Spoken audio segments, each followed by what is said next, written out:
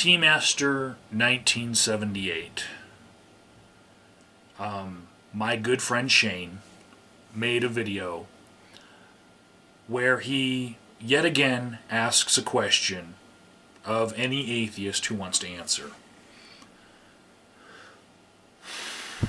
And he really likes it when I take a deep breath in my videos, whether or not it's for dramatic purposes or not. I'm taking really deep breaths because I'm at a higher altitude right now and I'm not really accustomed to it. But none of this is for drama if I take a deep breath. What I want to say to everyone right now is if you have a friend who is a really good friend, you can answer some of these hard questions the way I'm about to answer them. And another reason why I'm answering them the way that I am is because I thought long and hard about Teamaster saying that a lot of atheists were parroting each other and giving the same responses that others were giving. And I watched Megachepo's response to Teamaster, where Megachepo says, well, a lot of atheists have had the same experiences leading up to their atheism. And I don't think that that's one of the reasons why people are parroting each other. I think that maybe they're coming to the same truth no matter what path they took to get to it. And that's why they're coming to that same answer. So right there, I've already disagreed with one other person that has answered Teamaster's questions. So, Teamaster had 3 points that he made in his video.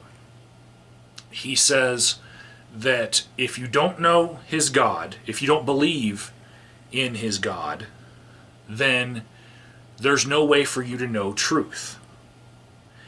He also says that if you don't know his God and don't know his truth, that you can't know love. And he also states that without his God, people have no purpose in their lives.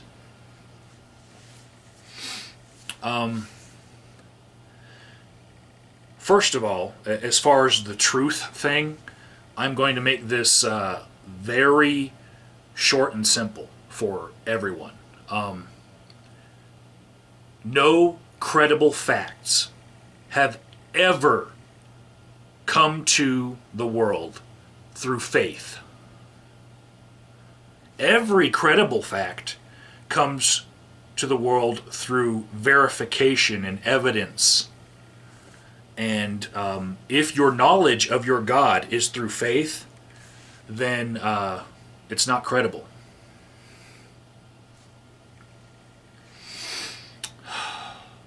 I'm going to skip on to point number 3 now.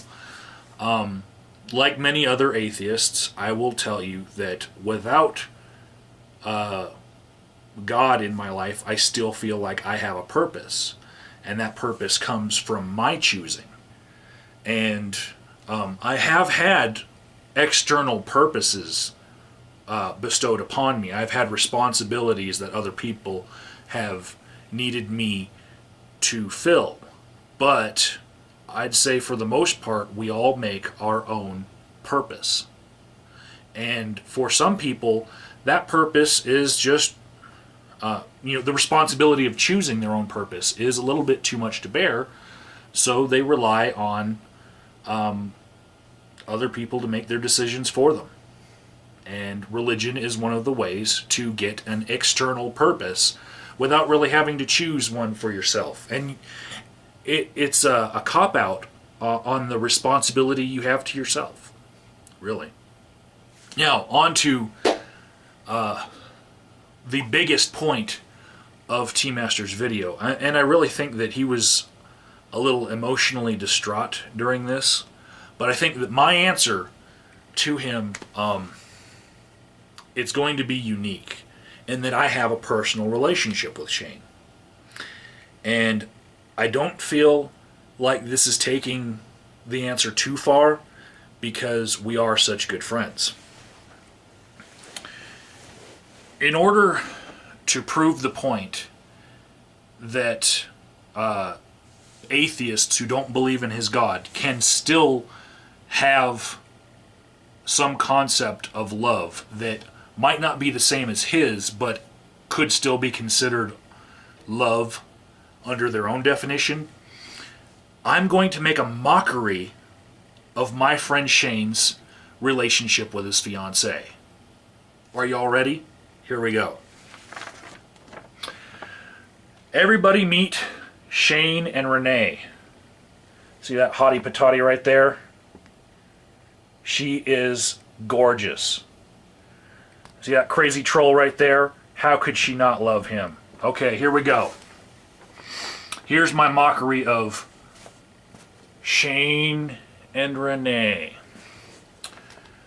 One day, Shane sees Renee and he says, "Renee, I'm so glad that God has led me to love you, and that God has given me the urge to love you, because without God, there's no way for us to love each other, And then Renee here, she says, "Oh, Shane, I'm so glad that God's given me reasons to love little furry you too.